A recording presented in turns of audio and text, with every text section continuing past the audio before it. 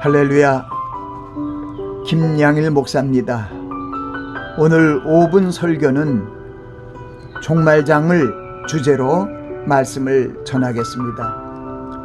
하나님께서 유다 백성이 바벨론의 포로로 잡혀간 시대에 에스겔에게 임하셔서 이스라엘 회복과 구원에 대한 환상을 보이셨습니다.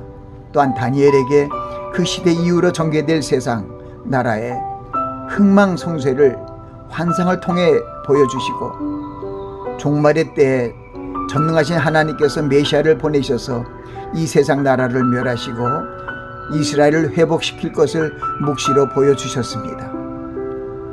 다니엘서 12장의 말씀이 마지막 환란의 때에 책에 기록된 모든 자가 부활하여 구원을 얻을 것을 말씀하고 있으므로 종말장이라고 정했습니다. 다니엘의 환상을 통해 미래에 일어날 열국의 출현과 멸망을 보여주시고 종말의 예수 그리스도의 강림과 심판의 역사를 통해 하나님의 나라가 온전히 이루어질 것을 믿고 감사하며 그날을 대비해야 할 것입니다. 종말에 일어나는 환란이 아직 세상에서 없었던 극심한 환란일 것을 알리고 있으며 이때 생명책에 기록된 백성들이 자는 자 중에 깨어나 구원을 얻을 것이라고 말씀하셨습니다. 반면에 구원을 얻지 못할 사람은 수욕을 받고 무궁히 부끄러움을 입게 된다고 말씀하시며 지혜 있는 자가 되어 하나님의 구원의 영광에 참여할 것을 후세대에 교훈하시고 있습니다. 다니엘 2장은 하나님께서 느부갓네살 왕의 꿈에 나타난 신상의 모습을 통해 이스라엘을 통치할 나라들에 대한 말씀을 하고 있습니다. 향후 나타날 이 나라들은 금, 은, 놋, 철로 만들어진 신상의 모습으로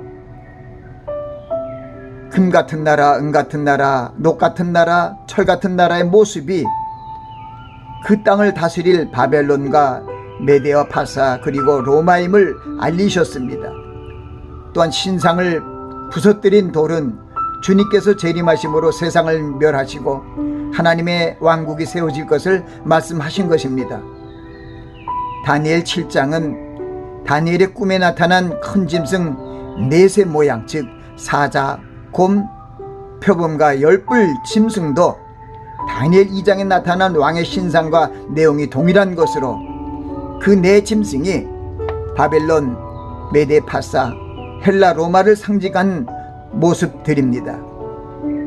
이 네 나라의 마지막 때에 적그리스도가 일어나고 그 후 예수 그리스도께서 강림하셔서 심판하실 때 완전히 파멸될 것입니다.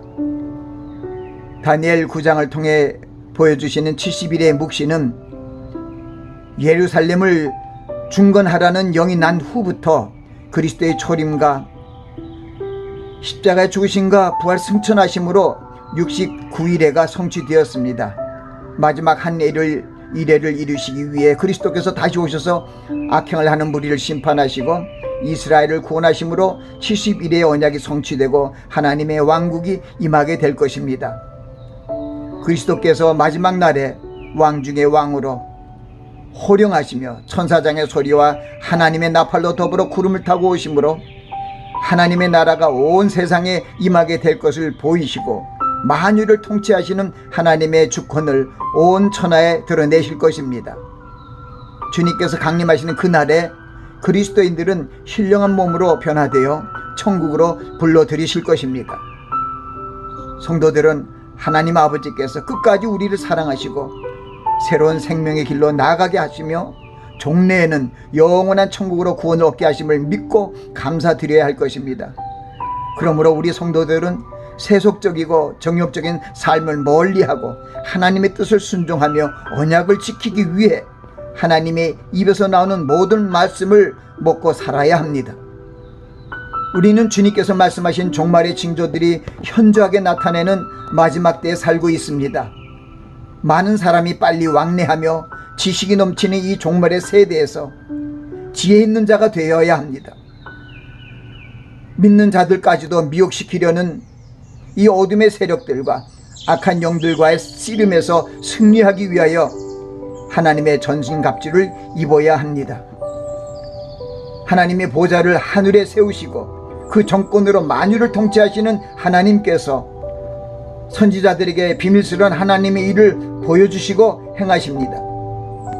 자기 백성을 끝까지 버리지 아니하시고 생명의 길로 인도하시기 위해 예수 그리스도를 구세주로 보내셨고, 주님의 언약을 믿고 의지하는 심령들을 자녀로 삼으시고 영원한 천국으로 인도하여 주실 것입니다.